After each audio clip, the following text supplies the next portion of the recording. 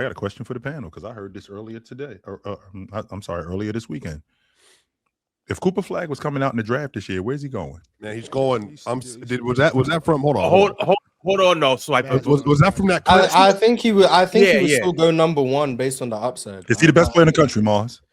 No, I don't think he's playing better than Kambuza. No. Yeah, Kambuza going number one, too, regardless. I don't think Kambuza's going number one in this class. That's more of an upside. 6. That's what Mashburn said. That's what was said. Yeah, that's what was said. Yeah, that's what was said. But I think Coop still goes number. I do want to say I don't agree with like the idea of like, oh, Coop's in the NBA right now doing all of this. He's clearly better than those guys. I'm fairly confident if Darren Peterson or Kambuza were in the league today, they'd be getting busy too. They'd also have really good games. Not saying they would be consistently averaging 20. I'm not saying that. They'd also have really good games. AJ would have really explosive games. I'm like, Cooper Flag is in the NBA because he's that good. But I don't think just him being in the NBA having good games means he's definitively better than these guys because they're only in college. I don't think that's how that works. But I think Coop would still go number one in the draft. The upside, I do think, is undeniable. The defensive stuff. The offense was more of a question for me, and he's already exceeding my expectations on where I thought. Like, how good I thought he could be in the future. He's already, I'm not going to say he's already that good now, but he's further ahead than I thought he would be. Like, a lot further ahead than I thought he would be. To answer your question, Chill, so I will say, as the NFL season has wind down, I've been able to watch more college basketball because, more time. I think Boozer at this point, if you told me next year that he's averaging 20 a game walking into the league, I would not be shocked at this point. I think he's that skilled offensively. Like he is a bruiser. He's really good. Like he's very skilled, and I think he's going to be stronger still than a lot of the forwards that he runs into in the league too. Chill. Like he's already. He looks to me like he's in terms physically. He looks like he's the most pro ready of all of these guys, and I think that AJ DeBonta. I think AJ DeBonta is a ridiculous athlete. I think this kid from North Carolina. I think he's going to be great. But when I watch Boozer, physically, he just looks like he's the most pro ready. And by the way, Ron, this is Cooper Flag's. This is his draft class. Don't forget he reclassified. Yeah. Like he so I wanted to put that into context. Cooper Flag reclassified. Yeah, so Cooper Flag reclassified. He's supposed to be a college freshman right now. Also, AJ DeBonta reclassified too. AJ's not supposed to be in his class. AJ's supposed to be a senior in high school right now. Yeah, so that also makes it even more impressive with AJ. Another thing too, to put some more things into perspective, AJ and Darren Peterson are the same age, though, to be fair. Oh, really? AJ's 19. Cam's the youngest of the three. Cam's the youngest. But also with AJ and Darren, they both went to prolific prep together. So they've played a whole season as teammates. They know each other real well. And based on the way that Darren plays when he sees him, so they had a game last year where they played against each other. Darren hit the game winner, and he had 60 points against AJ. However, AJ did have 49, but Darren had 60 and hit the game winner. Fast forward, Darren did what he did this past weekend. I'm saying this to say, based on the way Darren gets busy when he sees AJ, it was probably some practices where Chill. It was like, you nice. We're going at it. But you not me. There together, Ron? I thought AJ came the year. I thought Darren came the year after the year AJ left. I didn't know that. I just didn't know they would play together. I didn't know. Okay. I'm pretty sure they played together. Also, AJ played with Tyron Stokes too the next year. So AJ and Tyron Stokes. I want to make sure that I heard Ron correctly. Did Ron say that they went at it and he put 60 on him and the other dude put 69 on the other one? Yeah, we spoke about that when it happened on the panel. We spoke about that game because this is when we were getting to know the prospects. But Darren, they've all been like that for years. Like Coop, Cam, people before Coop reclassified, people were already projecting this draft class with Coop in it to be special. Because Cam's been dominating the high school circuit for years. AJ goes without saying. Darren Peterson, everyone's been seeing what he's been doing, and then Coop getting quadruple doubles in high school, going crazy. This class has been projected to be crazy for a long time, and now you get guys like Caleb Wilson, Kingston Flemings, Mikal Brown Jr., Keaton Wagler, the names. The center from Kentucky. Quaintance? You talking about Quaintance? Yeah. He's hurt again, just so you know. But they got this draft is special. We're talking about Darren and AJ, so I'm gonna leave it to those guys. But it's so easy, in my opinion, to see the best case scenario with both of them. Whereas these guys both have all NBA level upside, even beyond that. But it's ridiculous. The scoring talent is and AJ, we ain't talking about Darius Acuff either. I think AJ got MVP potential type. You know what I'm saying? Like build, athleticism, his body and build. I think he got that potential. I just don't think he's got all that skill set yet. And so it's like just completely just projection with AJ for me. I think it's projection. If he can make this leap, if he can put this in his game, if he could do this, then if you get best possible scenario with AJ, it's scary. Right, and that's my thing. I don't know if he's gonna get there. Now to your point, Swiper, Cam Boozer is ready for the NBA. Chill. Yeah. That kid is huge.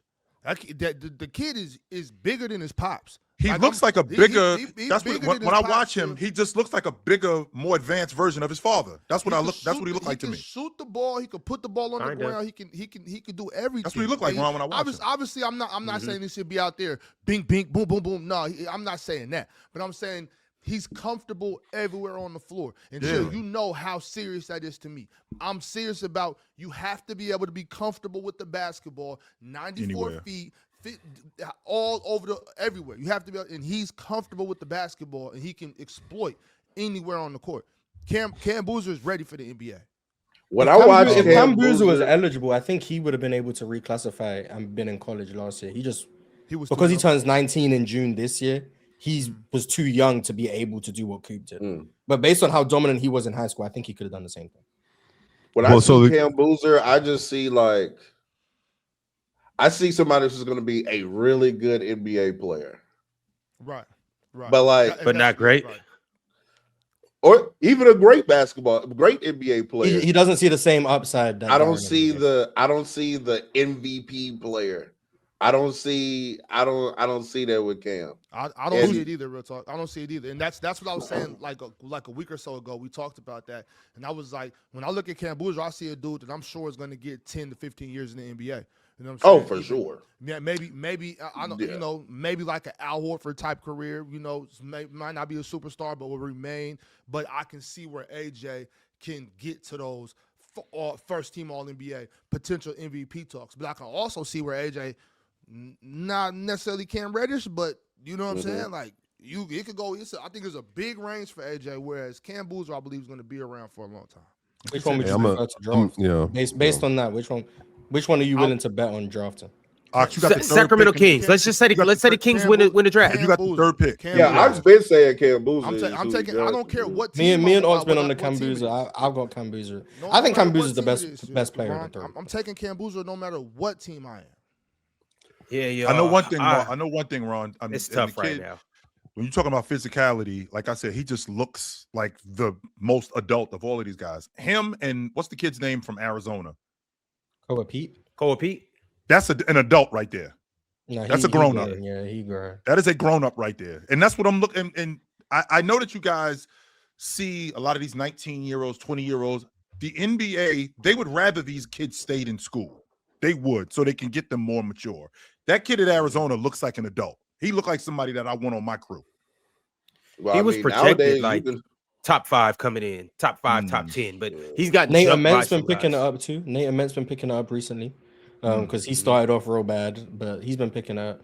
Like a lot of guys been getting to it. I think the top 3 is probably going to be the same top 3 throughout the year. Caleb Wilson is playing so well that like I think to Ron's point, yeah, it probably is like a top 4 for real because Caleb Wilson has been amazing. But like I think those 4 leads the nation in dunks too. I don't think that's a coincidence. Yeah, not surprising. I think those 4 are going to stay the top 4. If I had to guess, like I do think it is team dependent, but if I had to guess, I'd assume Darren would go 1, AJ would go 2, Boozer would go 3, Caleb Wilson would go 4. If I had to guess, but I'm gonna be honest. If you get the 3rd pick and you end up with a Cam Boozer, you get the 4th pick, you end up with a Caleb Wilson. It sounds like one of them good problems. That's better than getting the number 1 pick in something. That's better than getting the Risa Shea draft. No disrespect. That's better than that draft. Like I might be getting to the point that might be better than getting Paolo in the draft. That might be better than that. It really might be like seeing what Zion turned into is probably easier to say. Maybe probably better than getting Zion, but like obviously we know what Zion was But like, it's obviously better than getting DeAndre Ayton in the draft. But obviously, Luka obviously better than that. But like, it's better than getting Markel or Lonzo in the draft. It's better than getting Ben Simmons in the draft. It's better than getting him. It might be better than getting Kai in the draft. I don't know. I'm gonna say it. I think getting a top 5. I think getting a top 4 pick in this year's draft is probably better than getting the number 1 pick in the Cat draft. I'm gonna be honest. I think like. That's how good I think.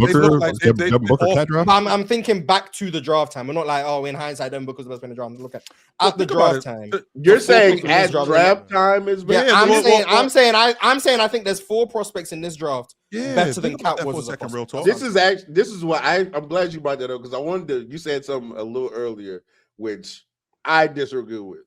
Right. So let's get back to that statement you made. You said Darren Peterson is the best guard prospect since Luka. I will not ever forget my glorious Markel up there in Washington. He was the year before. Yeah. I thought about it. Okay. Yeah. Okay.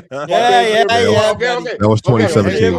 How much y'all hype? Okay. Hold on. I got another name though. So he's better than Cade. I just want to make sure. To me, he's a better prospect. Yeah. That was the one I was like, when I said it, Cade was the name I was Edwards too to bring up. But I wasn't as high on him. He wasn't polished. But I think he's like, I think Darren Peterson is clearly a better prospect than Anthony Edwards was. But Anthony Edwards was turned into a player that's so special that I'm not saying Darren Peterson is going to be better than Ant is right now in the league. I can't project that. I can't do that. But strictly as a prospect, Ant coming out of Georgia, Darren Peterson right now at Kansas, there's levels. I mean, I'm gonna be. Hey, Ron, we ain't gonna sit here and act like Markel coming out of college wasn't super nice. Okay, let's not act like this dude was just good. Markel was ridiculous. He was Markel super might nice. Have been better than Darren Peterson. Like just at that 1 year at Washington, Markel was a 25. I'm gonna say I got Darren, but Markel was special to me. Markel super nice coming out of school. But like the injuries are a major concern though. Like, and that's the only reason why like. I can see it with Darren. I can see Darren translating into the league like that. Like how Swiper just said that he can see Cam averaging 20 Darren next year. Gonna come in minimum. He's averaging 18, in my opinion. Minimum. Yeah, because he just shoots so good in the catch and shoot. Like his trigger is so fast. Like it's all one motion. It's fluid. He's able to shoot over bigger defenders. He's able to get to his spots. He got that knack for just finding open spots and openings to get shots. My only thing is, it's like you're showing it to us, but we haven't. I haven't got a 40-minute sample. I haven't got a 3 back-to-back game sample. Swipe it. That matters. I don't know. Darren's doing this, and they're being so cautious. Darren is only playing against the comp. Like Darren ain't playing these lower leverage games. And like statistically, he's still outproducing pretty much everyone, and he's not getting to stat pads against the lesser teams. He's only he ain't play when they play Kansas State. He ain't play. But he got up for the BYU game, played a half, and was the best player on the floor. Like, so Darren is already, in my opinion, I agree with you, the injuries are a concern. But Darren is showing that even while only playing against the best of the best on his schedule, that he can outproduce pretty much everyone. And I think that's a testament to the level of player in which he is. I just don't know if I can take him number 1 bars. Just because those injuries are so concerning. And like, as of now, as a players right now, I think he's the best player in college. Ron, you cannot risk I think he's passing on him and he turning I think he's the like second that. best player in the country. You can't do that, Ron. You cannot risk passing on him and he turn into. But that's true for all. Like that's if that's you pass on AJ and AJ turns into Kevin Durant, it's like damn, you passed on AJ. Like that's the potential with these guys. Like whoever you pass on, they're gonna have the upside to be great. Like there's no, in my opinion, right answer. It's just going to be down to what you value. I know people are like lower on Kambuza's ceiling, but higher on his floor, whatever the case may be. So like if you pass on Kambuza and obviously not wishing this on either one, but then Darren or AJ don't work out, it's like, why didn't you take Kambuza? He was doing this in college and then he translated to the league. It's like, oh, how dare you? And then if you take Kambuza number 1, but then AJ turns into the superstar that people believe he can be, it's like, well, why did you take Kambuza when AJ's ceiling was so What do y'all think is going to be more valuable in the next era of basketball? Because you have one elite on-ball scoring guard who can get downhill, great shooter. You have a kind of do-it-all projected wing in AJ DeManista, and then you have obviously Boozer, who's like a low post, high post demon who can dribble the ball, work and pick and roll. And he can pass the ball as well, but he might not be the two-way athletic freak. Yeah, but I don't know if he'll be the defender. Calling Caleb Wilson two-way at this point is generous, but I see your point. Yeah. To me, the most valuable will be what it's been for the modern era, and it's the do-it-all wing. I think those are the best players. To me, those are always my best of all time. To me, those are the ones that win championships. To be fair, Kobe and Mike are gods. Yeah, but I mean, they're wings though. To me, I can't call Darren a wing. Maybe, but I don't. Sure, I don't mean I'm not mad at it. If you want to call him a wing, call him a wing. But yeah, sure. I just think I think if you're gonna get the best, because the consensus seems is AJ ceiling through the roof, Darren ceiling through the roof, Cam Boozer's floor very high. If you want the best mix of both, where you can pretty much bet on the floor but also have the ceiling, I think Darren's a no-brainer number one pick. Because I think AJ's floor is quite clearly, in my opinion, AJ's the worst player of the three today. I don't think I agree. Yeah. This sounds to me, Ron, but obviously we're projecting the ceiling with him. But Darren is, in my opinion, Darren's the second best player right now, but also has probably the second highest ceiling. Like, I just think he's probably the safest pick.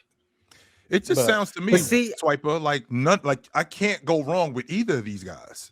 Like you will historically there will be one of them that's right. I don't know, Swiper. Someone gonna be dark. It always happens though. It's always one of them that like. But remember, Blake Griffin, chill 09, 07, 9, 7, 9. That's correct. 9. Mm-hmm. Blake Griffin, we all thought, easy. And then right after that, Blake was amazing. No, but I know, but you get Hall of Famers after that. Like you got like some.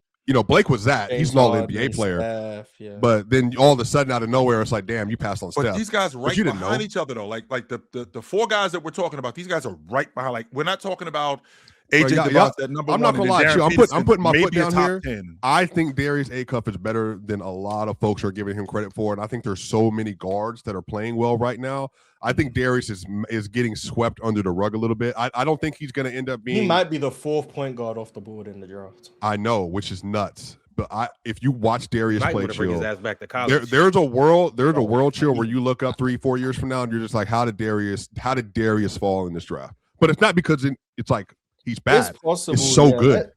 He's great. Is that the guard that doesn't take like threes? He's not coming back to school neither. Cal ain't letting him. I mean, people complain that he takes too many mid-range jumpers. And doesn't dunk enough. He'll get over that. But that's more like because a lot of the draft stuff is like very statistical. And Mars not gonna like this. He's kind of like Keontae in some ways, but he's just more polished than Keontae was like when he came out of the draft early on.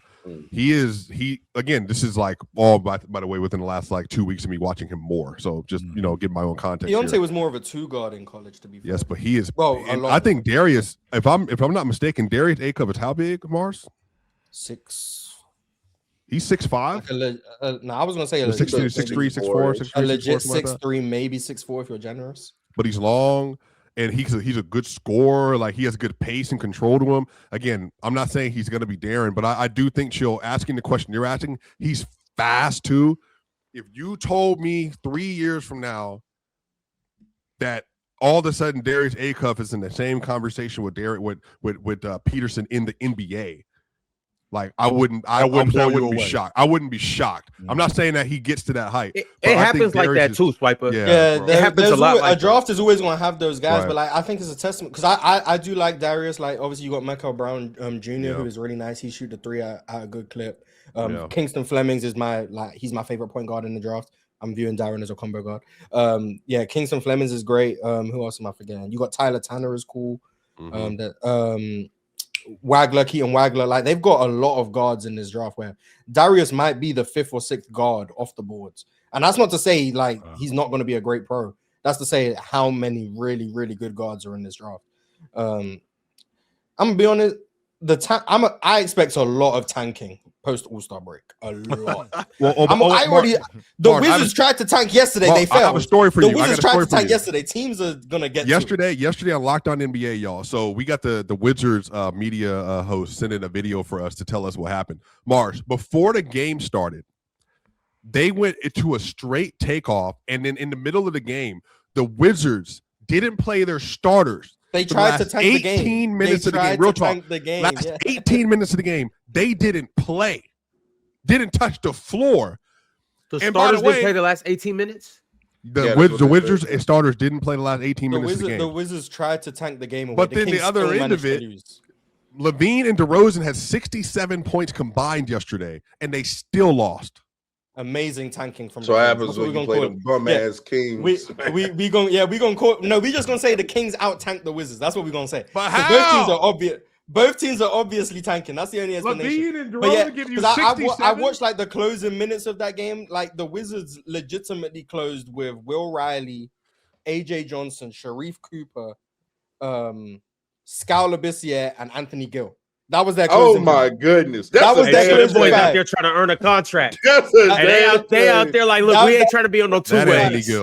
We need our money. Sharif Cooper play for his life. Will Riley shout out Reeves, man. Making threes. My demon Skal Labissiere getting to it. He hooping. What was AJ doing? Like, yeah, this AJ was out there for sure. The Wizards starters yesterday didn't play the entire fourth quarter. So Riley, AJ Johnson, Gill, it was the most evident tank of all time. Jamal Watkins, and Sharif Cooper are the six guys. Are the six guys who played in the fourth. It was the most evident shame. tank. Out there losing the Skal Labissiere. Hey, respect Skal. Last week I spoke about how Coach Cal ruined Skal Labissiere. Now he's back in the league winning games. Come on, man. I try to tell people about Skal. And it was the vengeance game for Skal, too. You know, he had to get his licks back. Yeah, it was. That's Demon Skal right there. But yeah, that was like that tanking, that level of tanking that the Wizards showed, especially when it failed. Yeah, Brooklyn, MPJ, we might not see you in March. I ain't gonna lie. We might not see you. But hold on. Indiana, we know what they're going to be. Pascal, March. You made your All-Star team. Game and sit you it down, good, buddy. You good. You made the All-Star team. We don't need to see you no more. Nimart, you too. But real talk, don't act like we was out there. Like we started Precious, Maxime, Neek Clifford. Like, come on, bro. Like, it's the panel. Religion get built on cam. Where the check throw smoke and the host go ham. You ain't never seen hoops out hit the raw. Every take got weight, every night we drop. This that barbershop. Courtside, worldwide tone. Welcome to the only show that really feel like numbers jumping like the score.